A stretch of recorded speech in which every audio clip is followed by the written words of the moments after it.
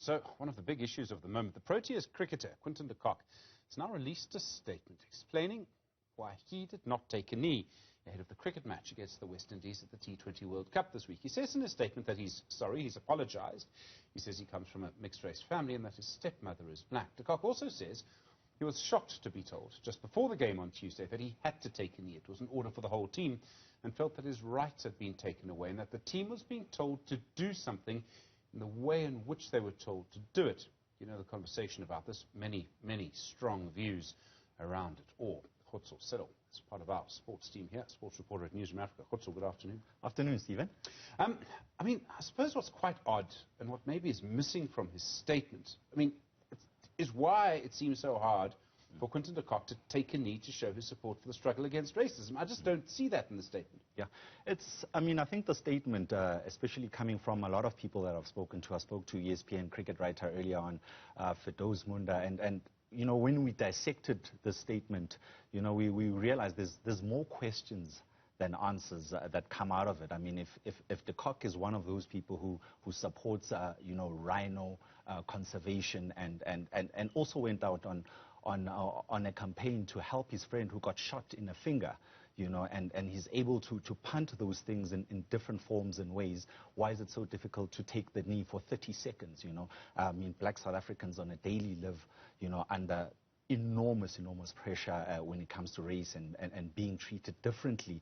And just to take a moment, 30 seconds of your life, you know, it becomes very difficult for one to understand that. And I guess, you know, the best person to answer that is, you know, Quinton de Kock.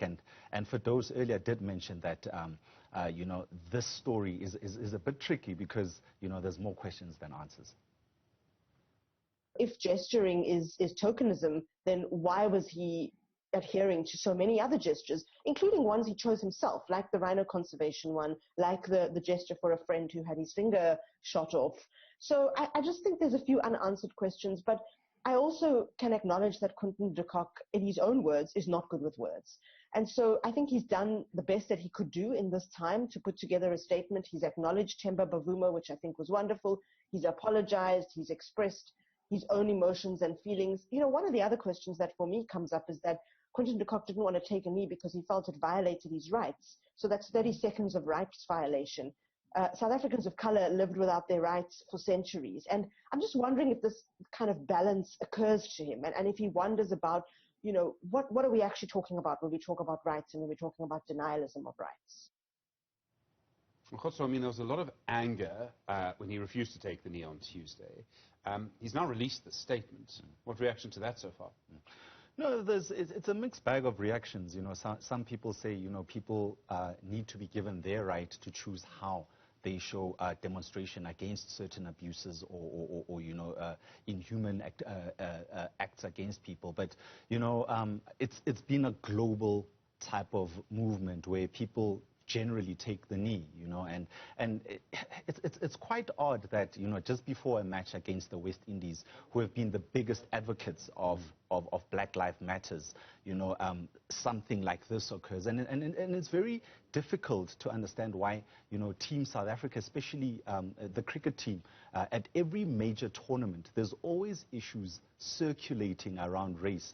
You can remember the last World Cup where, you know, certain players were being played, and after we lost that match, you know, rumors came out that they were played because of the quota system and not the best players played at that tournament. So, you know, there's always this racial divide at major tournaments, and the question for me is the problem from the top going down, or how do we remedy this?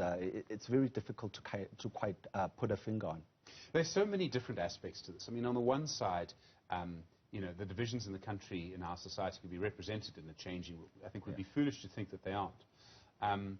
But there is, I think, you know, there's the behaviour of Cricket South Africa as well. So the idea they oppose this, they say people have to take a knee, the whole team, there's no room for negotiation. They did it just before a match. I mean, Quinton de Kock's coming in for criticism, I think correctly. Cricket South Africa is coming in for criticism too. Cricket South Africa is coming in for criticism. I think the timing of it all, you know, also threw some of the players a little bit off, you know, and I think, I mean, from a planning point of view, South Africa, we are busy going through the SJN inquiries right now.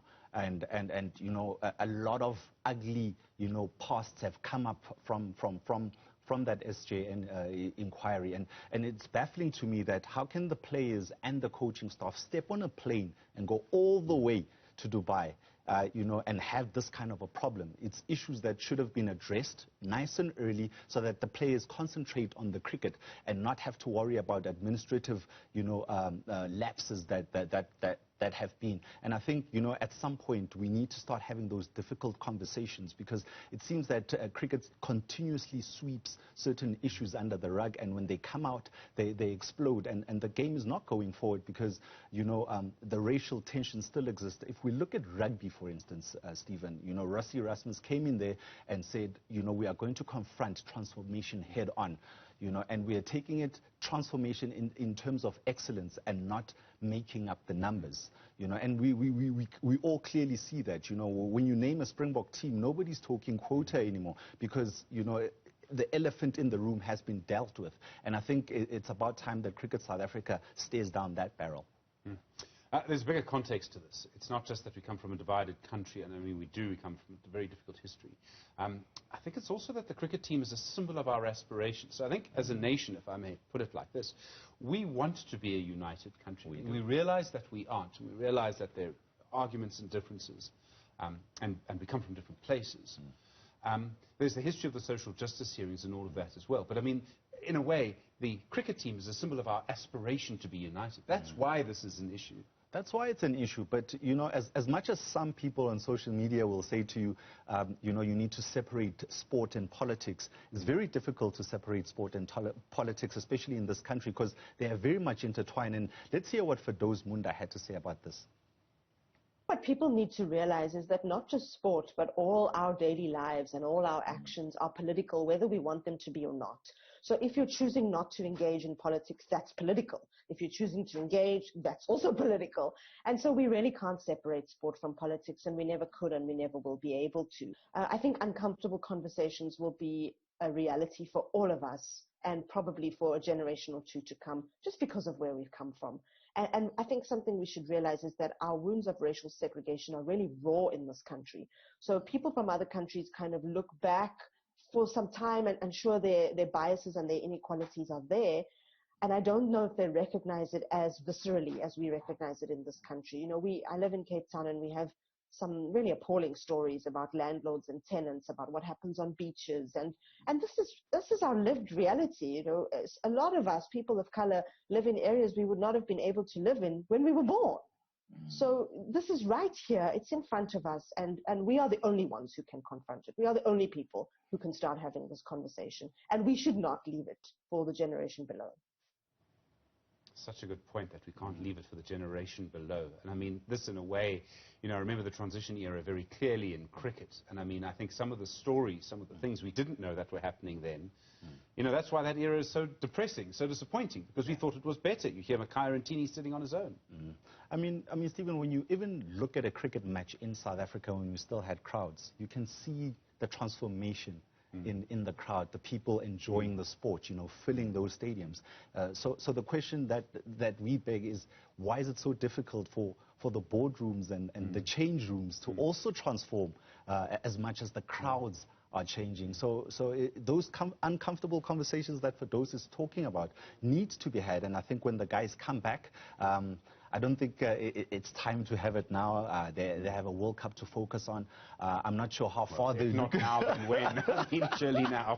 So after the SJN inquiries, after the World Cup, I think once they touch down, before that India series, I think there's a lot that needs to be ironed out. I mean, you know, it's still controversial with Mark Boucher still being there after his testimony. You know, Graham Smith as well being part and parcel of that space. Lungingi being one of the four front guys who've been advocating for Black Lives Matter movement. So there's a lot to discuss once these guys are back in town. Khotso Sello, thanks very much indeed. Do appreciate it. Our sports reporter on that story for us. Well, I mean, absolutely correct. A lot more to discuss in that story and where we are as a nation.